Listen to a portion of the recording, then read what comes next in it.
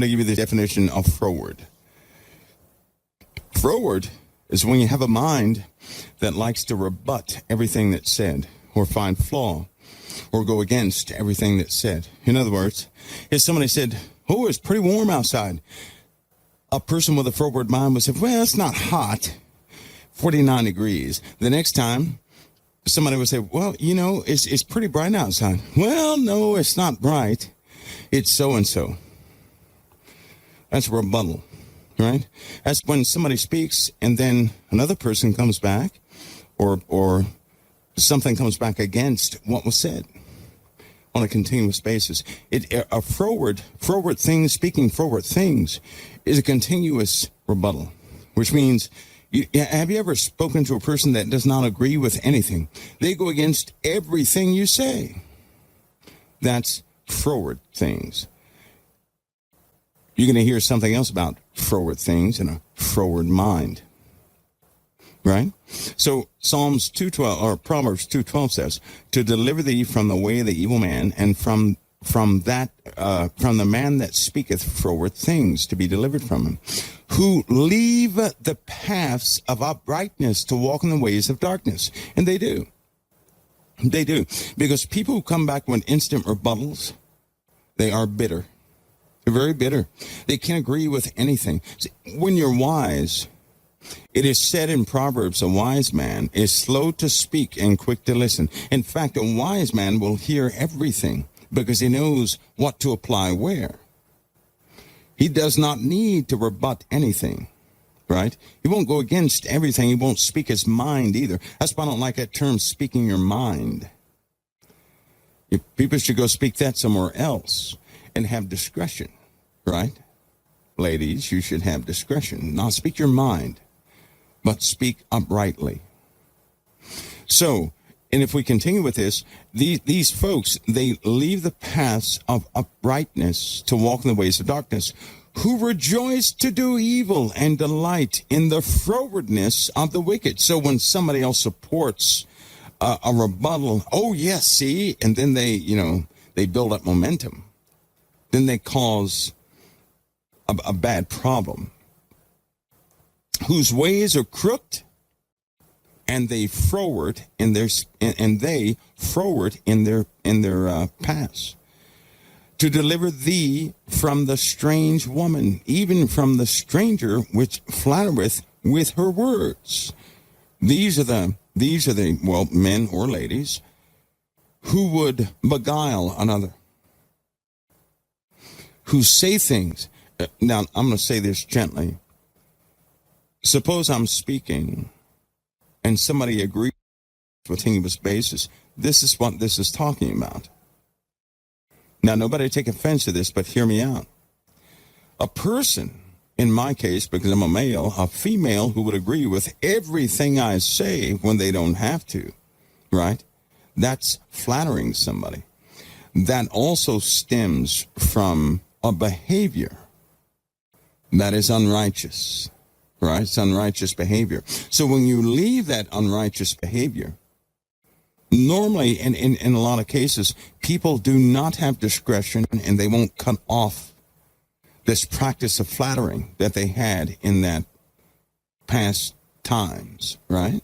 Which is why I do not like people bursting out agreeing with everything I say. I just don't like that. That's not supportive. It's very distractive. It's not supportive at all. It looks weird. It's odd. It doesn't fit here, right? It just doesn't fit. But you have people like that who they don't know any alternative path. But that's also not utilizing discretion. It's just not, it's one thing to say amen. It's another to agree with everything being said. No person can agree with everything you say. They just can't do that, because that means they would have to have lived a parallel path with you. So they can't do that. Discretion is needed, especially with women. Especially with women. That's a bad practice with women, to agree with everything, because it always it demonstrates that somebody has a little bit more, that they just have a little bit more than what they should have. I'm a speaker. I should be seen as such. That's it. Right? That's it. And Lord knows we had our mouths with that in the past. To deliver thee from the strange woman, even from the stranger, which flattereth with her words, which, listen, forsaketh the guide of her youth, and forgetteth the covenant of her God. But she is sacred. That she is, that we, all of us, are in a holy situation which we must not defile. We've already defiled it. And because of Jesus, we are being reseated in righteousness. And we got to be careful not to go back to those ways again. We got to be careful. For her house inclineth unto death, and her path unto the dead. In a lot of chat rooms, some people turn it into dating rooms. And you can always tell when this happens because one person's going to flatter somebody else a little too much. That shouldn't be in a Christian setting. And that's something all of us, every single last one of us, have to really make sure that we all understand that, right? Because sure enough, somebody will come in. Now that we're reading it, you watch and see if it doesn't happen. Just watch and see. Somebody will come in and try this again. We used to have that back in the day. And people did go out on dates, and horror stories were produced. We told people desperately, don't share personal information. But behind the scenes, oh my goodness, they were doing everything. And people paid a price for that, right? But we live and learn. A chat room is in a Christian environment. You think you can trust everybody? You really still have to rely upon the Lord, because vipers lie in wait. They're good at lying in wait. Vipers will sit there and wait and wait and wait. A wolf will growl every once in a while. But in either case, they're all quiet and until they strike. And when they strike, well, you're just bit. And that's what happens. None that go unto her return again. Neither take the hold of the passive life. That means they're totally corrupted. Now, this is also true, gentlemen, listen to me. And ladies, listen to me. Sometimes you can get locked into a situation with an unholy person that appeals to you by way of the eye, right? You get locked into it, and then all of a sudden you get this ingenious idea, well, I can change this person. You're wrong. You're wrong, you're wrong, you're wrong. You're going to get yourself tangled up in a web because you have forsaken the instruction of the Lord, and you have relied upon desire again to have something that fulfills a desire. And that's when you get caught in a web. Please don't do that. Do you guys understand that statement? It's a very simple statement. Hopefully you understand that, because sometimes you can set your Christianity aside to be in the company of someone you know you shouldn't be in the company of simply because they are appealing to your eye. And if you make that, if you do that, if you push your Christianity aside, your godly values aside, if you forsake the word of the Lord for that, you're going to get caught in a web. You're going to have it. This is going to be true to you. This proverb will be your life. And you don't want that to be your life, because that can last for years. Some of you have been trapped in these situations. Now that you're out, this is why I say when people write all the time, well, I got this person I'm staying with, and it's a disaster, and this, that, and the other. And, but I give them a warning. Do not run to somebody else trying to get out of another situation, or the situation you were in is going to be heaven, and the new one's going to be hell. So if you're in an abusive situation, don't go run to somebody else's arms. Be delivered. If you're looking for deliverance, you're certainly not looking for another person. But if you're looking for another person, don't write me, because I'm not going to help you. And I can already discern when you're trying to find somebody else, just so you know. A lot of people found that out. I already know when somebody has their eyeballs on somebody else and they're trying to escape one horror to go into the grave. I'm not going to help you do that. Just so you know, I'm not going to do it. Just being real with you, right? This is why I don't call myself, this is why I don't have a title.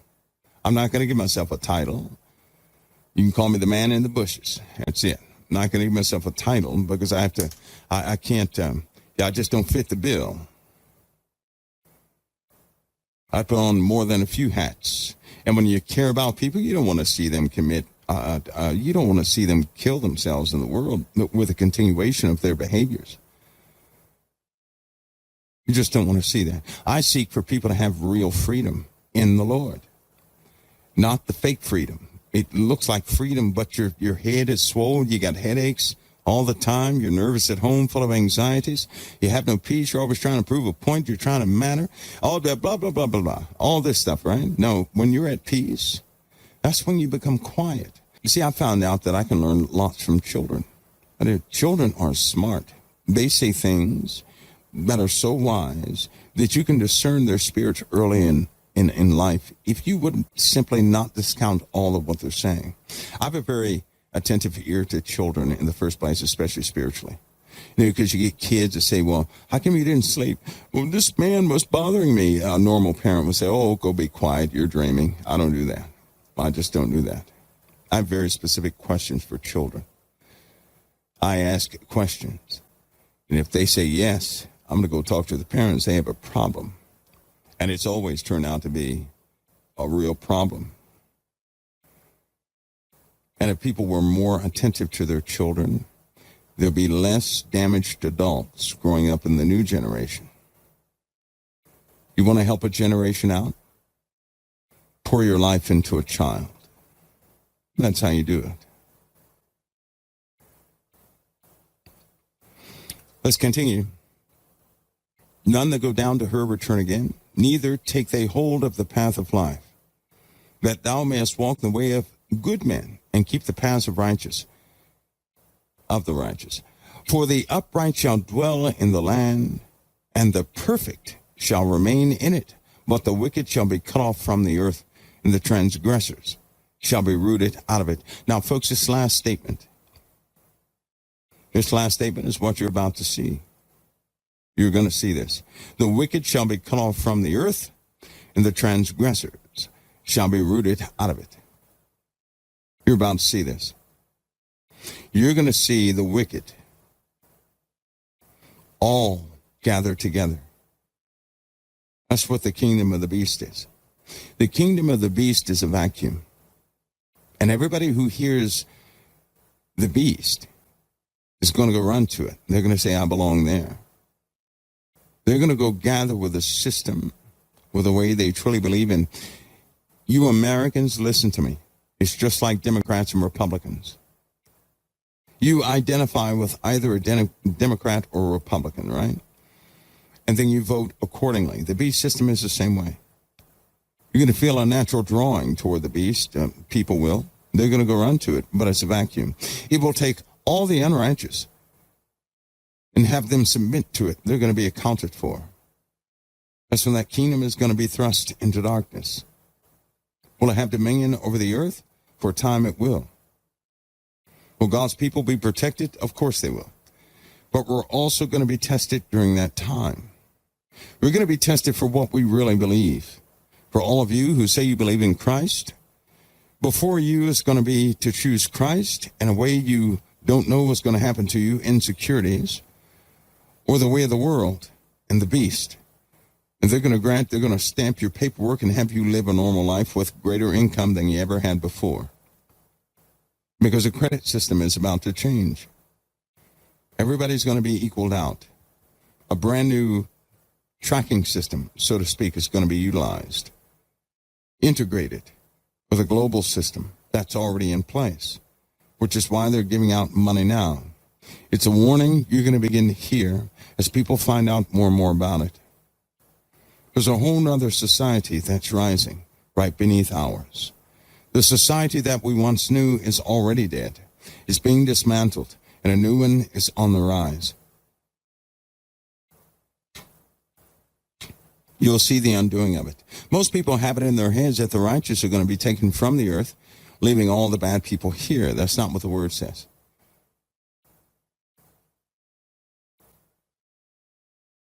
You're going to be gathered to be protected.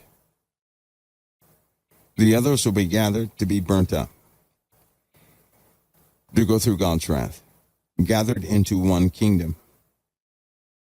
One kingdom.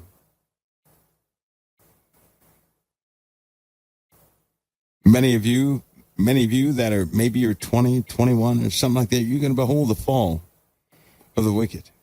Be strong in those times. Some of the young people, they're growing up differently than we did. You young folks have had to face more obstacles than I have. And I've had to face a lot. But you're strengthened different. Your strength is very different. Your mental resolve, unchallenged. That's why you're so hard-headed now, stubborn, mule-headed. To the point of death you can be. But with righteousness, that means you won't move your foot from the Lord. And because you're already searching for Christ now at a young age, my goodness, you're going to stay your place during the times of great temptation. These young kids endure a lot now.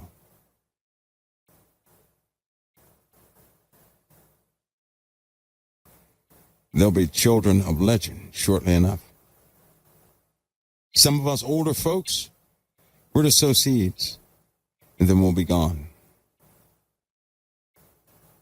Many of the people in my generation, most of the people that were in my generation, they really are sick right now, but they love the Lord. And they probably will not be here for the whole thing, but they'll certainly see the onset of it. It will come quicker than any of us think, because the Word already tells us that we'll know the season, but the day is going to come upon us so swift, so outside of any recognizable season, that all of us will be a bit shaken by it. But the Lord will be our peace, meaning He will calm us. The Lord will calm us. We're already beholding many things, but the issue is, we have become so accustomed to calamities, we don't see calamities anymore. We have become accustomed to earthquakes and volcanism. We're not stirred by volcanism and earthquakes anymore. The only thing we're not accustomed to are troubles in the celestials that we will see. And when you see that, it'll be yet another fulfilled element. But the beast is rising already. And a brand new caliphate has already begun. That is news. I mean a real caliphate. Not some fake one, a real one. A very real one.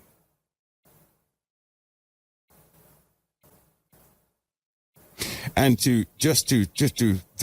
there's a growing number of people in Israel who really believe the Messiah is in Israel. And guess where they say he is? In secret chambers. Boy, that's biblical. No, everybody will see the Lord at the same time. Nobody will ever mistake it is the Lord. You know how it's going to be? You ask yourself, how can everybody recognize Jesus at the same time? Have you guys ever been to a family function of your own, in your own families? You know, when you go to a family function and you see somebody walking, you say, is that Greg, or is that Dennis, or is that so-and-so? How did you know that from a distance? Because you know their walk, you know their shadow, you know everything about them. You have an identification system built into you that is uncanny.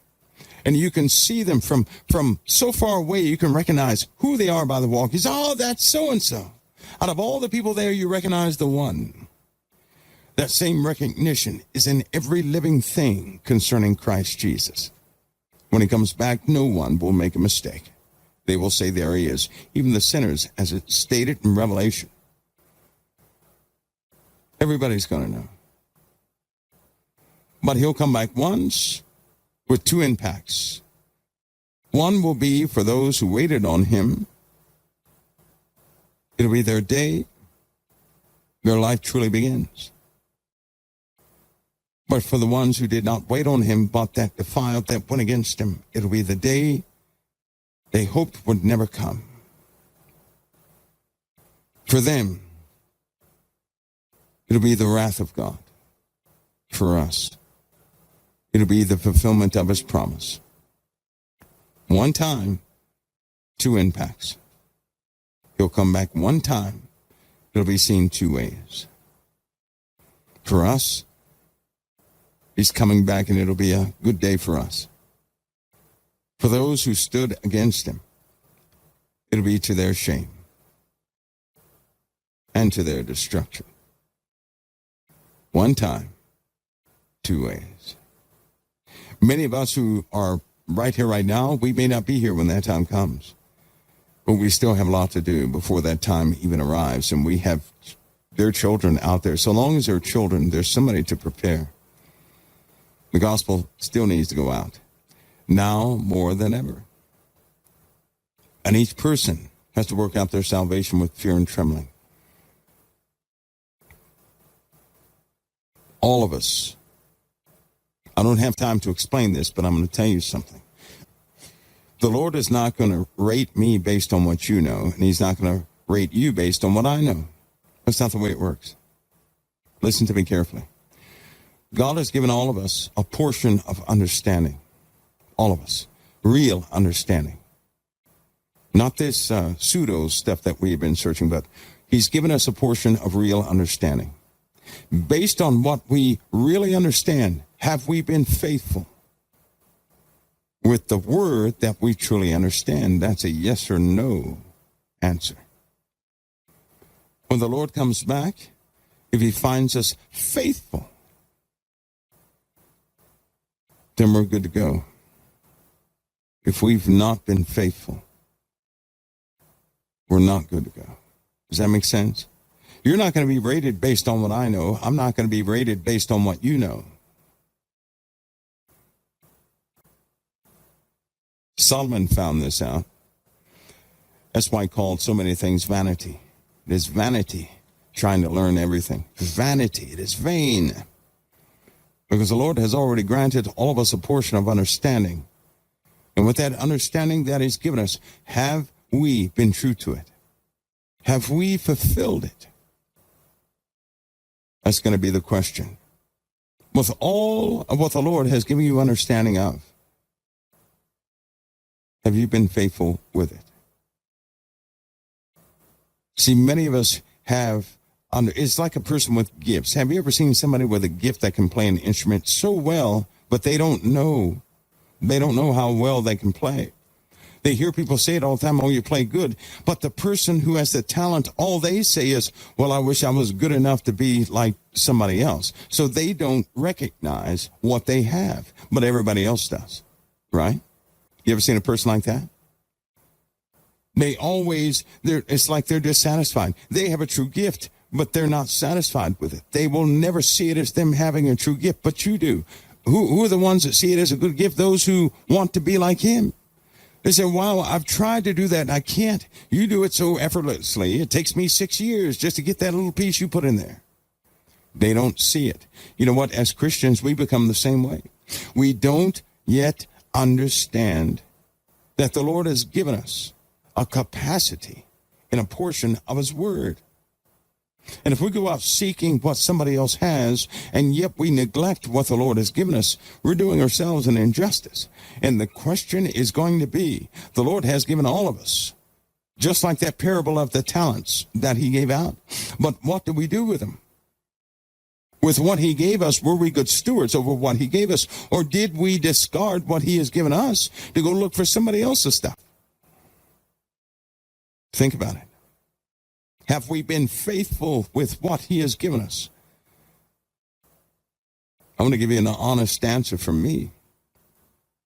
I didn't recognize this early on. Not in the way I'm telling you right now. But ever since I did recognize it, I've been on a quest to be a good steward over everything the Lord gave me, and believe me, he gave me enough. I need not add an extra piece to my plate. He gave me enough. I'm looking to be a good steward over what he's given me already, and I've found that to be a life task.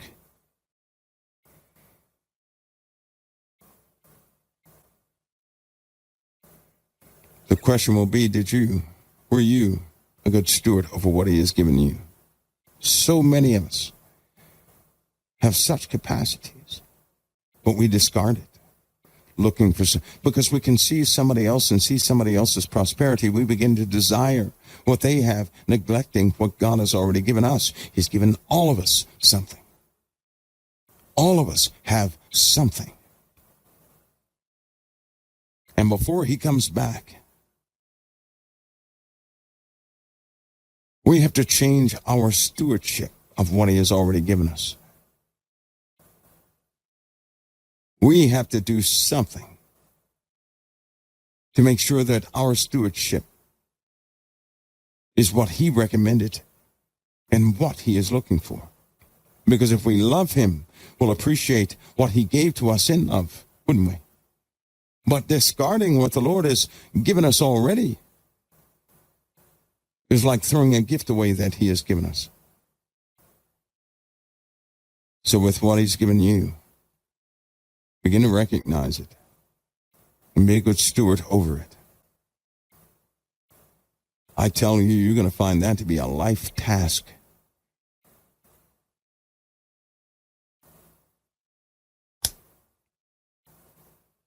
I hope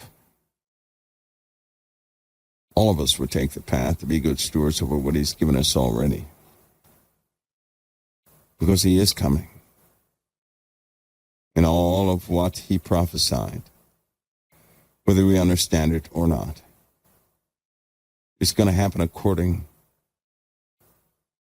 to his word, his way, not our way, his way. But he did tell us to be ready, didn't he? If we're wise, we're going to be ready. But if we're foolish, we're not going to be ready. When it comes to knowledge, all of us together, we have complete knowledge. All of us separated, we have knowledge in part. He never gave one person all the knowledge except for King Solomon. He since said that all of us have the truth in part. And we make up a body. And if each part depends upon the other, and it does, then I can't neglect what he's given me because it would hurt another member of the body. See how big the penalty is when we're not responsible over what he has already given us. We damage other parts of the body. If you were to lift something, but all of a sudden your shoulder muscles did not want to cooperate, you could potentially break a bone or split some tendons or something like that. It could cause some real damage. We are pieced together the same way, one relying upon the other. No part is insignificant. All parts are critical. All parts. From the one with the simple faith, who only knows the Lord's Prayer, from the one with the complex understanding of the Word of God, of whom no one has heard them pray, to still yet another one who likes to walk out the Word of God, and the other one who likes to intercede by prayer and is called to do it often, to the one we don't even see, who's on their knees right now. All of us are important to the body and are part of the body. And just like we know when a portion of our body is not operating right, so does Jesus know when one of us is not operating right.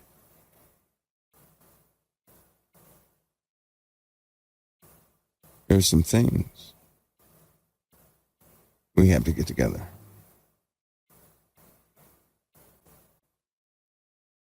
A time will come when interruptions will be. To date, we've had no interruptions. But I'm telling you, great, massive interruptions are coming. Life interruptions. Where you are and with what you have is what you're going to be left with. If you master what the Lord has given you up until this point, you're going to be fine. But if you were like I was and you knew you didn't, today is a good day to begin. Begin that life of a good steward, being a good steward.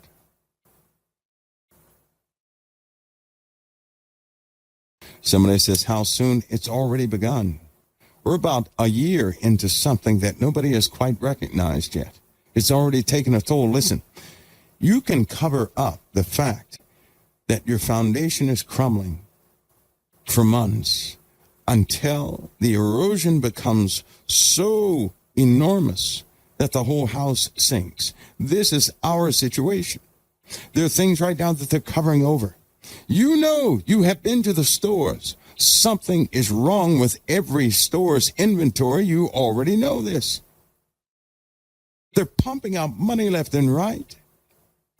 For what reason? It's like no one is thinking about saving money. But the big thing is that products are missing. They're missing. There are too many people that you come across who are starving to death, who have lost them. They say they're not employed.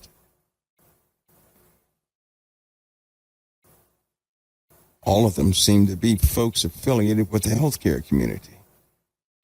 Something is wrong, and nobody's telling it. It's like they're covering it up with every story they can possibly conceive of. The moment we're going to know that it's concrete is the moment you go to the store and the doors are locked. Right now, you see products missing. Dust is on certain shelves. Walmart has cut back in what they stock. Even their algorithm is not the same anymore. It is altered and changed. Things are being diverted. Something has happened to it in the last week. Something is wrong with the fuel. You'll know when you go to a gas station and the pump has a plastic bag over it. You'll have a pocket full of money and you won't be able to get fuel. You think they're going to tell you we have a problem? You think they're going to tell you that you think a country would tell you that they've sold out to something different? You think they would actually tell their citizens that? No. They want shock and awe because that is the best way to have a transition. That's what all the simulations that the government has run to date has told them, that shock and awe is the best way to transition civilians. In other words, don't tell them anything, but allow them to feel the impact of the other change, and they will accept anything placed before them. And it's already begun. You know what's so funny is about 10 years, 15 years ago, people would discuss this openly. They even, on shows like this, they would tell the steps that would be taken. Certain people had thought out carefully the steps that would have to be taken before it was shown to everybody else. And I'm telling you, it's playing out just like a playbook. But we have amnesia or something. We can't remember. These are conversations they had prior to 2012. You know, the ones where people were praying to the living God for the truth, and God gave the truth. But obviously that truth was for a time to come. Now that we're in the time, it's almost like nobody can remember the conversations prior to 2012. Even the Lord gives me things 3-4 years before it ever takes place. But it surely takes place. Weird things take place. The Lord will give it to me, and sure enough, it'll take place. That's not bragging. I'm using that as an example, just an example. That sometimes I'll speak something that seems totally out of place. Give it a couple years and it's no longer out of place. I even have a sense of the timing. But I can tell you all of what it's given me now is immediate. In fact, for me to even think of it brings a great sorrow. Do you know why? Because there's no evidence, and there will be no evidence that it will take place. No evidence. The warnings have gone out spiritually, prayerfully. In all teachings, the warning has already gone out. People have been warned, but they're not heeding the warning. See, when the Lord gives us a warning, we are to keep that warning in our hearts from that day forward. If it takes 1,000 years, then so be it. Because he gave the prophets a warning for things that would happen in the times to come. It wouldn't happen in their generation, but in ours. But something else has happened. The warnings that people are speaking that they think are so many years in the future. So the timetable is not going to work. Even in the Bible, we read that Jesus said that if time had not been cut short, no flesh would have been saved. No living thing would have been saved. No living thing would have been saved. How do I know this? Because the same word flesh that's used in that context was also described as describing the types of flesh that are on the earth. Birds and fish and plants and humans. Mammals, different types of flesh. Still, the angels are of a different type. These are different encapsulations of the Spirit. That same word is being used by Jesus in the New Testament. No flesh would have been saved, so we know we're talking about all life on earth.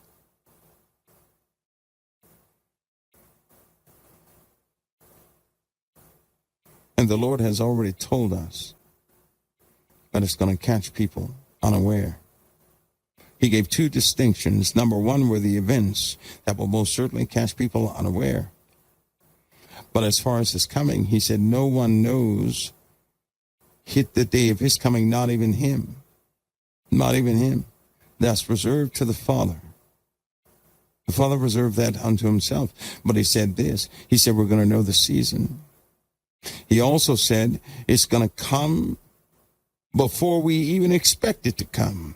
He also said the world is going to be caught off guard. That means scientific evidence is not going to tell you a thing.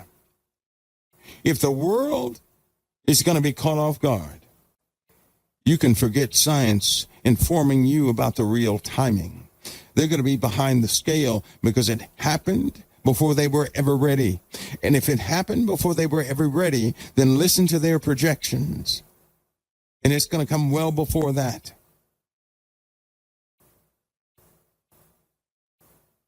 Because they thought they would have more time. And they didn't. And I can tell you right now,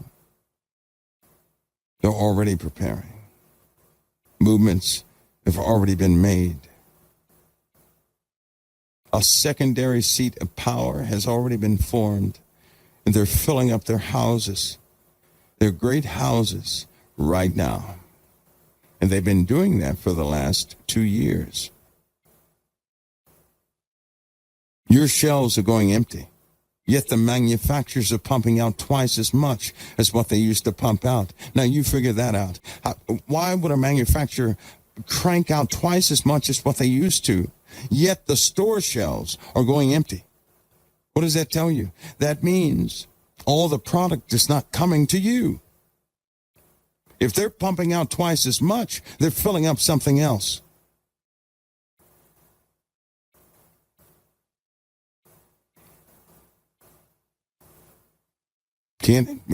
Somebody should have put that together. There are 2 manufacturing facilities that anybody can check out, and they're pumping out twice as much product as they did.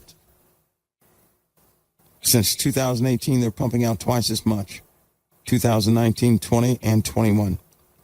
But in the stores, they're only getting 1/4 of what they used to get. Where's the rest of it going?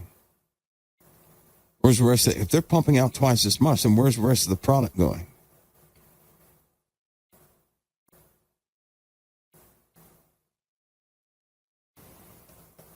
Some stuff is right before you all the time. You just have to sometimes you have to get past your own mind and look at the very simple things.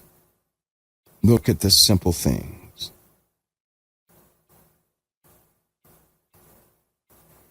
If more people could think like a child, they'd see the whole thing.